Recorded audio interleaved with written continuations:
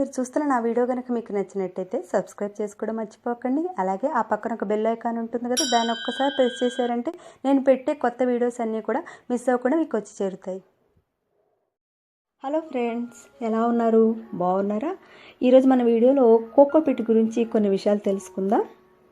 Cocoa Pete అంటే ఏం లేదండి, మన కొబ్బరికాయ పైన ఉన్న పీచు ఉంటుంది కదా, ఆ పీచు నుంచి రాలిన ఆ పొట్టుని మనం కోకో పీట్ అంటాము. ఆ కొబ్బరి పొట్టు గురించి మనం ఈరోజు తెలుసుకుందాం. ఏం లేదండి, ఈ కొబ్బరి పొట్టు నుంచి వచ్చిన ఈ పౌడర్ ఉంటుంది కదా, ఈ పౌడర్ని అంతా కూడా ఫ్యాక్టరీ వాళ్ళు కంప్రెస్ చేసి ఇలాంటి బ్రిస్క్ని వాళ్ళు తయారు చేస్తారు. ఇవి మనకు ఆన్లైన్లో కూడా చాలా వరకు అవైలబుల్గా ఉంటాయి. ఒక 5 kgs, 3 kgs, 1 kgs ఇలా మనకి చాలా వరకు అవైలబుల్గా ఉంటాయి.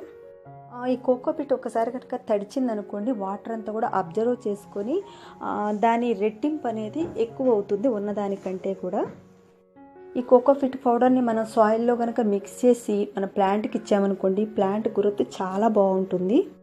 అయితే ఈ కోకో పీట్లో ఉన్న బెనిఫిట్స్ ఏంటంటే వాటర్ని హోల్డ్ చేస్తుంది, తర్వాత ఇది వాటర్ని అబ్జర్వ్ చేసి పెట్టుకుంటుంది. ఎప్పుడైతే మనం సాయిల్లో మిక్స్ చేసి పెట్టామనుకోండి, అప్పుడు అబ్జర్వ్ చేసుకొని హోల్డ్ చేసి పెట్టుకుంటుంది అనమాట. ఎంతకాలమైనా సరే అలానే ఉంచుకుంటుంది.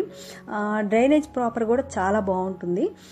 ఈ కొబ్బరి పీచు పౌడర్ వాడడం వల్ల ఏంటంటే మనం పాట్లో వాడామనుకోండి, ఎయిర్ వెళ్ళడానికి చాలా వరకు అనువుగా ఉంటుంది. అంటే మనం సాయిల్లో ఈ కోకో పీట్ పౌడర్ని మనం మిక్స్ చేసి యూజ్ చేసినట్లయితే ఎయిర్ వెళ్ళడానికి చాలా అనువుగా ఉంటుందండి. అంటే మొక్క వేళ్ళకి చాలా చక్కగా ఎయిర్ వెళ్తుంది. ఇంకా మొక్క వేళ్ళు కూడా చాలా వరకు వ్యాప్తి చెందుతాయి లోపలంతా కూడా.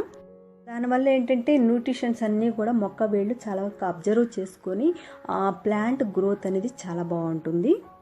సాయిల్లో ఈ కోకో పీట్ పౌడర్ని మనం మిక్స్ చేయకుండా మనం మొక్కను పెంచినట్లయితే మొక్క వేళ్ళు సరిగ్గా వ్యాప్తి చెందవు, న్యూట్రిషన్స్ అందక అవి ఎక్కువగా గ్రోత్ కాకుండా కూడా ఉంటాయన్నమాట. అలా కాకుండా మనం సాయిల్లో దీన్ని కనుక మిక్స్ చేసినట్లయితే వేళ్ళన్నీ కూడా చాలా వరకు వ్యాప్తి చెంది ఆ మట్టిలో ఉన్న న్యూట్రిషన్స్ అన్నీ కూడా అబ్జర్వ్ చేసుకొని ఆ ప్లాంట్ కూడా చక్కగా పెరుగుతుంది. అయితే కొంతమంది ఏం చేస్తారంటే కోకో పీట్ పౌడర్లోనే మొక్కను పెట్టి పెంచుతారు అనమాట. అలా పెంచడం వల్ల ఏంటంటే మొక్క అనేది స్ట్రాంగ్గా ఉండదు. మనం వాటర్ అనేది ఇచ్చేటప్పుడు పడిపోవడము, ఇంకా గాలి ఇలాంటివి వచ్చినప్పుడు పడిపోవడం అనేది జరుగుతుంది. ఇంకా ఈ కొబ్బరి పీచు పౌడర్లో అసలుకి ఎటువంటి న్యూట్రిషన్స్ ఉండవు అనమాట. ఎక్స్ట్రాగా మన న్యూట్రిషన్స్ అనేటివి ఈ మొక్కకు అందిస్తూ ఉండాలి, అంటే కొబ్బరి పీచు పౌడర్లో మనం పెంచేటప్పుడు. అలా కాకుండా మనం సాయిల్లో దీన్ని మిక్స్ చేసి ఈ కోకో పీట్ పౌడర్ని అప్పుడు మనం పెంచినట్లయితే మొక్క కొంచెం స్ట్రాంగ్గా ఉంటుంది. ఇంకా ఎయిర్ వెళ్ళడము చాలా బాగుంటుంది అనమాట, గ్రోత్ అనేది.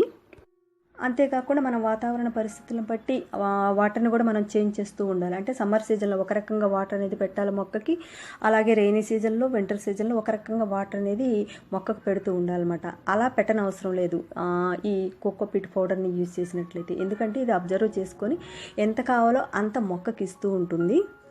సో నాకు తెలిసినంత వరకు ఈ కోకో పీట్ గురించి మీతో షేర్ చేసుకున్నానండి. ఈ వీడియో కనుక మీకు నచ్చినట్టయితే లైక్ చేయండి, అలాగే కామెంట్స్ పెట్టండి. ఇంకా ఈ వీడియోని మీకు తెలిసిన వాళ్ళందరికీ కూడా షేర్ చేయండి, వాళ్ళకి కూడా యూజ్ అవుతుంది కదా. మరొక కొత్త వీడియోతో మళ్ళీ మిమ్మల్ని కలుస్తాను. అంతవరకు